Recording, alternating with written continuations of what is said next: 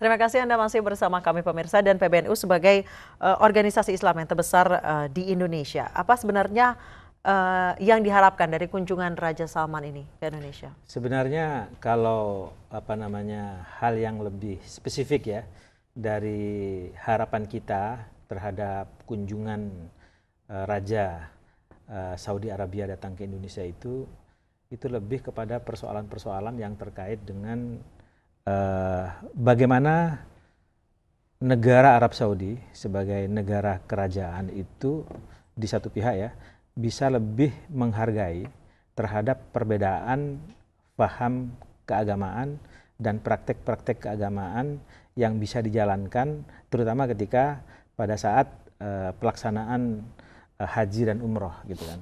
Karena sebagaimana kita ketahui Arab Saudi itu kan memang mempunyai paham paham Wahabi. Paham Wahabi itu kalau bisa diartikan itu kalau ke arti golongan mazhab itu lebih dekat ke paham Imam Hambali gitu kan.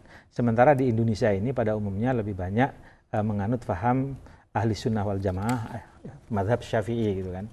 Nah dulu sebelum kerajaan Arab Saudi itu berdiri, itu semua paham yang ada di dunia Islam itu diadopsi. Bahkan di Masjidil Haram dan Masjid Nabawi itu dulu pengajian-pengajian yang dilakukan oleh para intelektual, para syekh itu bermacam-macam mazhab intelektual berkembang sedemikian rupa.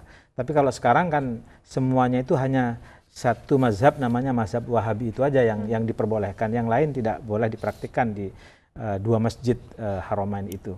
Nah, harapan kita sebenarnya itulah yang sebenarnya bisa dipraktikkan, perbedaan-perbedaan itu dihormati. Kalau itu bisa dilaksanakan dengan baik, itu saya kira luar biasa. Dan harapan kami sebagai rakyat gitu ya, sebagai ormas, itu sebenarnya bisa menjadi bagian dari materi dialog ya antara pemerintah Indonesia, khususnya dari Menteri Agama dengan pemerintah Arab Saudi.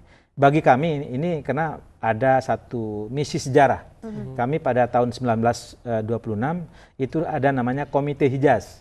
Komite Hijaz itu adalah komite para ulama-ulama dan Nahdlatul Ulama datang khusus ke Arab Saudi meminta meminta menghormati perbedaan faham untuk dipraktekkan sebagai faham keagamaan di Arab Saudi ketika melaksanakan haji ataupun melaksanakan umroh. Oke, kita lihat dulu ini bersama-sama yang di layar kaca Anda saat ini pemirsa adalah kedatangan dan ketibaan dari Raja Arab, Raja Salman yang tiba di Hotel Raffles di Jakarta Selatan. Iya, Jakarta Selatan. Sebenarnya jika kita lihat dari perjalanan Raja Salman ini, sebenarnya Bogor Jakarta tidak terlalu jauh ya jika tidak macet ya. Dekat sekali. Dekat sekali rupanya. Steril betul ya. Dalam hitungan menit nampaknya tadi kedatangannya. Ya seperempat jam paling itu. Ya seperempat jam. Apabila kita bayangkan di jam-jam seperti ini ya di Jakarta adalah hectic hours ya sebetulnya ya. Betul. Sebenarnya Bogor Jakarta tidak terlalu jauh jika lalu lintasnya seperti ini. Betul. Saya ingin kembali ke Pak Mas Duki. Pak Mas Duki, pengamanan yang begitu ketat nampaknya memang kita berikan kepada Raja Salman hari ini. Apakah memang sudah seperti itu layaknya dan di kerajaan Arab Saudi pun memang demikian? Iya, itu saya kira protap ya, protap dari seorang raja. Dan raja saya kira sadar betul ya pemerintah Arab Saudi bahwa musuhnya juga banyak gitu ya, sehingga protap itu penting untuk dijaga. Oleh karena itu saya kira kalau ada hal yang super ketat dilakukan itu wajar sekali. Dan itu harus kita hormati karena memang itu adalah protap dari sebuah negara dan tamu negara itu meminta ada perlakuan seperti itu. Toh juga perlakuan itu juga tidak semuanya kita yang mengadakan, tapi juga didatangkan dari Arab Saudi.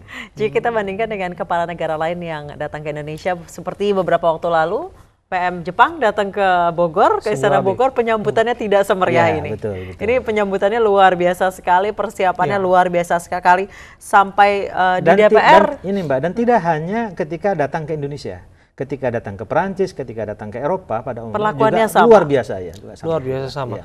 Barangkali juga kita akan memberikan pengamanan yang ekstra, mengingat bahwa kita juga memiliki kesamaan ideologis begitu ya. Ya, kesamaan agama ya, kesamaan agama. Saya kira itu juga menjadi hal yang menjadi pertimbangan mungkin dari bagaimana pemerintah menghormati seorang tamu raja ya yang memang ya dari negara kaya. Pak Mas Duki tadi mengatakan bahwa kunjungan kali ini lebih banyak bermotif soal ekonomi. Betul. Namun kita lihat bahwa antara Indonesia dan Arab Saudi punya kesamaan paham, yaitu sama-sama di Indonesia termasuk negara penganut Islam terbesar dan Arab Saudi kita ketahui merupakan negara Islam.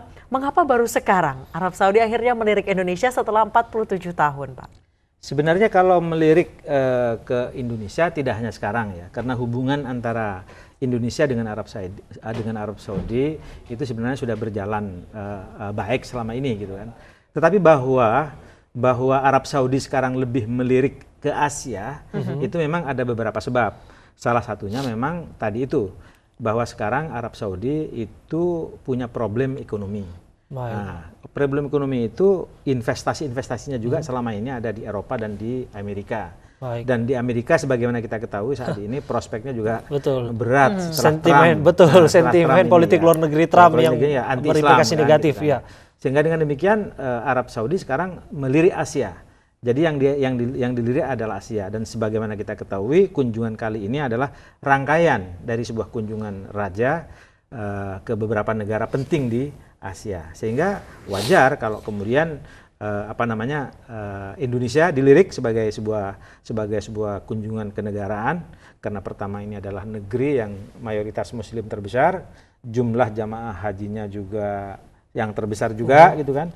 Lalu yang kedua juga ini adalah negeri yang sebenarnya kalau untuk dihitung secara investasi adalah salah satu negeri di Asia yang layak investasi selain Cina dan India. Karena pertumbuhan ekonominya kita itu tinggi, termasuk 5,sekian%. Dan itu tidak banyak negeri-negeri yang lain yang tumbuh ekonominya seperti itu. Di tengah perlambatan ekonomi yang saat ini. Baik, sudah disinggung tadi soal jamaah haji, itu merupakan salah satu kerjasama yang memang sudah diinisiasi sejak bulan lalu oleh Menteri Agama.